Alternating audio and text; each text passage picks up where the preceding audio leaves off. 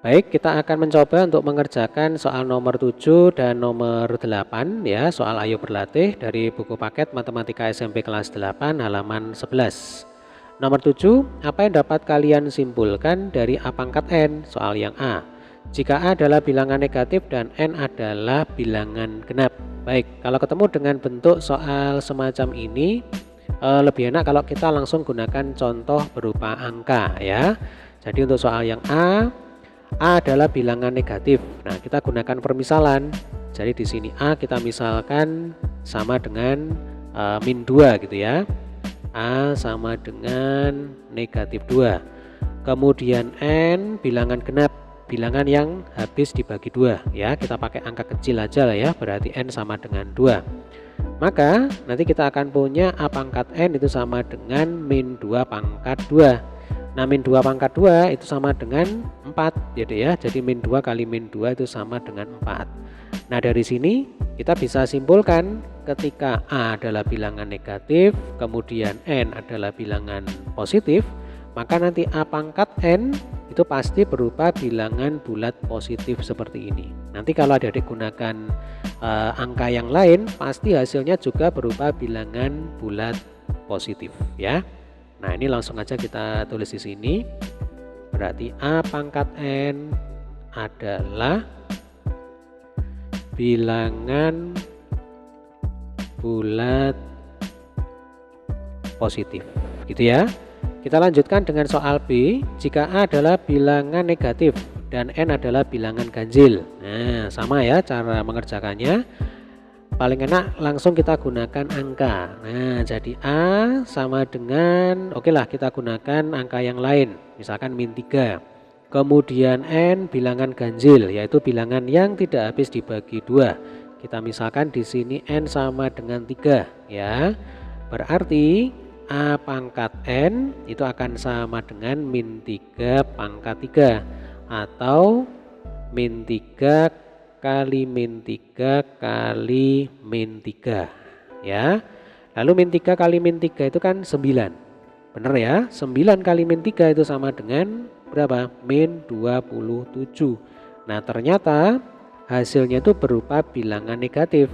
Sehingga kita bisa simpulkan ketika A adalah bilangan negatif ya, kemudian dipangkatkan dengan bilangan ganjil, maka nanti hasil perpangkatannya adalah bilangan bulat negatif ya. Jadi kebalikan dengan soal yang A tadi. Jadi di sini A pangkat N adalah bilangan bulat negatif ya. Kita lanjutkan dengan soal nomor 8. Apa yang dapat kalian simpulkan dari A pangkat B? Soal yang A, jika A adalah bilangan genap dan B juga merupakan bilangan genap. Nah, cara mengerjakannya sama ya, langsung kita gunakan angka saja. Kita misalkan di sini A bilangan genap ya, berarti 2. Kemudian B kita misalkan juga 2. Maka A pangkat B sama dengan 2 pangkat 2 sama dengan 4. Nah, artinya di sini kita bisa simpulkan ya, ketika A adalah bilangan genap, kemudian B juga merupakan bilangan genap, maka nanti A pangkat B itu pasti menghasilkan bilangan genap juga. Gitu kesimpulannya ya. Jadi untuk soal yang A, jawabannya adalah A pangkat B adalah bilangan genap ya. Jadi saya ulangi, ketika A sama dengan bilangan genap, lalu B juga bilangan genap, maka nanti hasil perpangkatannya pasti merupakan bilangan genap. Nah, kita lanjutkan dengan soal yang B. Nah, ini saya bersihkan dulu, kita kerjakan di sini ya Dek ya. Untuk soal yang B, jika A adalah bilangan genap dan B adalah bilangan ganjil. Caranya sama, jadi kita buat permisalannya dulu. A bilangan genap, oke, misalkan 2. Kemudian B adalah bilangan ganjil ya, misalkan 3. Berarti nanti A pangkat B sama dengan 2 pangkat 3, ini sama dengan berapa? 8 ya kan, atau 2 kali 2 kali 2 ini sama dengan 8. Nah, di sini kita bisa simpulkan ketika A adalah bilangan genap, kemudian B adalah bilangan ganjil, ya, maka A pangkat B adalah bilangan genap, ya. Jadi ini tergantung dari bilangan yang dipangkatkan. Nah, di soal A tadi kan ini juga menghasilkan bilangan genap juga, ya kan? Jadi kalau A bilangan genap mau dipangkatkan bilangan ganjil atau bilangan genap, pasti hasilnya itu merupakan bilangan genap. Kita lanjutkan dengan soal yang C. Jika A adalah bilangan ganjil dan B bilangan genap. Nah, ini bisa kita tebak, ya. Kita tulis dulu ini. Jadi A pangkat B adalah bilangan ganjil, ya. Ini kita tebak ini. Nah, sekarang kita akan coba buktikan. Jadi untuk soal yang C, kalau kita gunakan angka, ya, sekali lagi gunakan angka yang kecil, ya, supaya memudahkan kita dalam menghitung.